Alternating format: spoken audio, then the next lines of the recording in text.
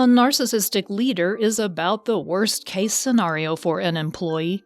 They are toxic and create a poisonous atmosphere at work. They can be very successful at their jobs, however, and that's why many workplaces keep them on, despite the problems they create. They often have a great vision for what they want to accomplish, and they are good at convincing people to follow them.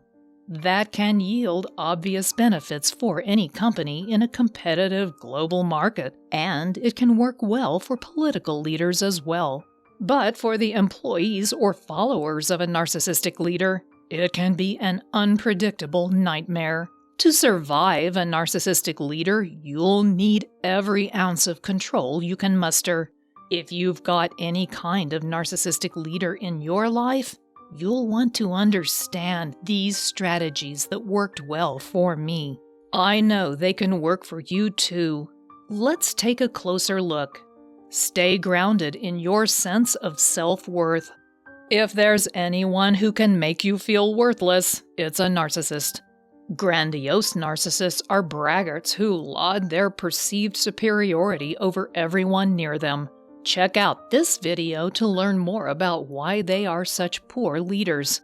Vulnerable narcissists, while more subtle, are still attention-grabbing snakes in the grass.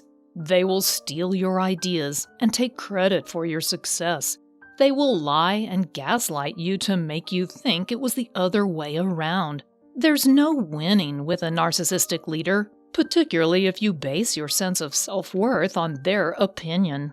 To avoid letting them get in your head, try to stay clear of them at work as much as possible. If you can't do that, try to remember that the ultimate source of their grandiosity is profound insecurity, a strong sense of inner shame, and an enduring feeling of self-loathing.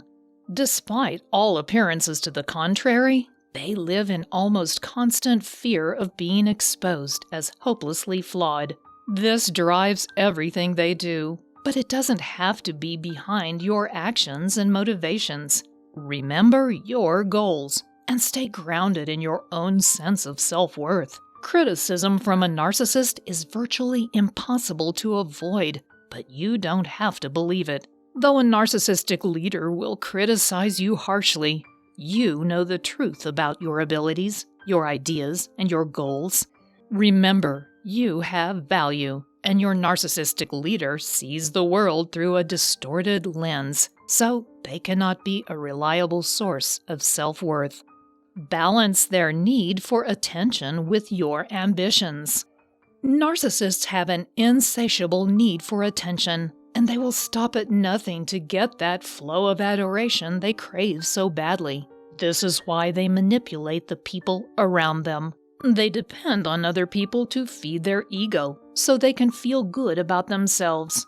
This is something called narcissistic supply, and the narcissist needs an almost constant flow of it, since they don't have a secure identity mechanism that allows them to self-soothe. Healthy people can suffer failures because they have a strong sense of their own inherent value. They have internal identity mechanisms that reassure them of their self-worth even when things go wrong. That's why they need external validation.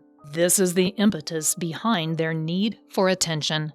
For you, it means that you'll need to prop them up to avoid their explosive narcissistic rage.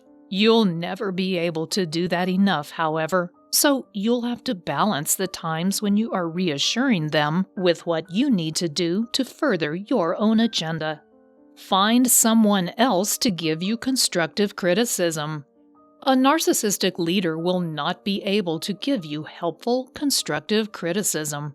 They will most definitely give you plenty of criticism, but it won't be the kind you can use to improve your performance or achieve your goals in a productive manner. Narcissists constantly criticize the people around them. That's because they need to feel superior by comparison. That's why they will bring up anything that anyone else does that is wrong. While they're quick to criticize, they almost never praise their coworkers.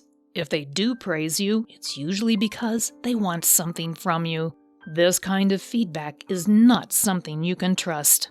You can't trust anything negative they say to accurately reflect your performance. You also can't trust anything good they say because that can change in an instant, and they are likely only saying that because they need something from you. It's helpful to find someone else in the organization who can provide you with valuable, performance-related feedback. It's also a good idea to ask another leader or coworker to provide you with a recommendation should you need one. Don't try to give a narcissistic leader helpful feedback. If you think your narcissistic leader values your opinion, you're mistaken. They don't want to hear what you have to say if it is anything other than that they are the best. They consider any negative feedback as coming from a place of jealousy or meanness. They can't thoughtfully consider any kind of negative criticism, no matter how gently you deliver it. They won't think about it and realize you're right, and they won't ever admit to being wrong. Narcissists can't admit to any kind of error because doing so is a direct threat of exposure. They fear that people will see they are a terribly flawed individual who has very little value. This is actually what they believe about the self they rejected long ago. They live in constant fear that they will be exposed, and everyone will see them for what they believe themselves to be. That's why they can't accept criticism of any kind, nor can they admit wrongdoing. If you must give them negative feedback, you should try to word it in a way that allows them to think they saw the error of their own ways. For example, if you think you have uncovered a mistake they made that is causing a particular problem, you might say, "Do you think that when we changed that code, it created the problem?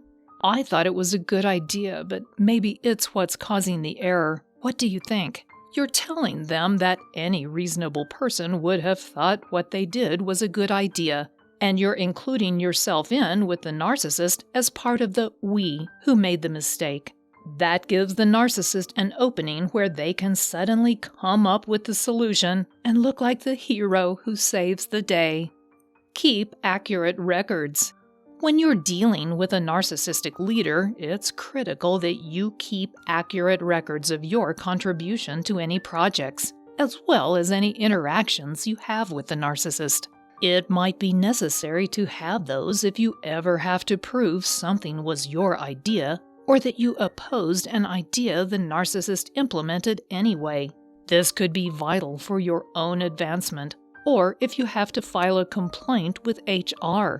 The narcissist will, of course, push back against any claims you make, but contemporary records can often sway the people who are making the decision. Make sure that you note the date, time, the people involved, and the relevant details in any records you make, so that you can accurately present them if need be. This is very helpful if the narcissist has created a hostile workplace. It's also a good idea to talk to someone in your life about what's going on. This might be a coworker, but it could also be your spouse or best friend. Telling them what's going on at the time gives more weight to your side of the story. You do have to beware of flying monkeys, though. These are the people who are the narcissist's sycophants. They've made the determination that they will support the narcissist no matter what. If you tell one of them your side of the story, they will likely distort what you said and support the narcissist all the way. Don't get too close. Don't ever get in a personal relationship with a narcissistic leader. Being close to them will not prevent their abusive treatment, and it will make it harder to oppose them if you have to do so.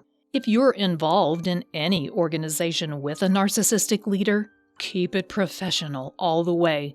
Narcissists are not any better as close friends or romantic partners than they are at being good leaders.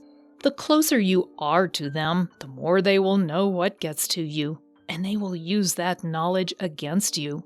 Additionally, you'll alienate yourself from other people in the organization who will believe that you've slept your way to the top or lack the skills to advance in your career without becoming personally involved with the boss. It's better to keep your relationship with a narcissistic leader strictly professional. That doesn't mean they may not try to take it to the next level, but if you allow that, it will not benefit you or your career. In the end, being involved with a narcissist in any capacity is a nightmare, but when they are a leader, it's even worse. They have no problem taking advantage of underlings. They will steal your ideas, claim credit for your accomplishments, and blame you for their errors. They are aggressive, entitled, and brash. While they can help an organization advance its goals, they often cause more problems than they solve. If you have to work with one of these tyrants, they will use anything they know about you to manipulate and control you. They will even use your own emotional wounds against you. There might not be much you can do about a narcissistic leader, but you can prevent them from triggering you emotionally. I've created a 5-step roadmap to heal emotional triggers that can help you recognize, diffuse, and even heal your emotional wounds. If you can do that, you can prevent any toxic person from triggering you, so they can manipulate you. The roadmap is free, and if you click on the link below the video, I'll send it directly to your inbox, so you can start healing today. Thanks for watching.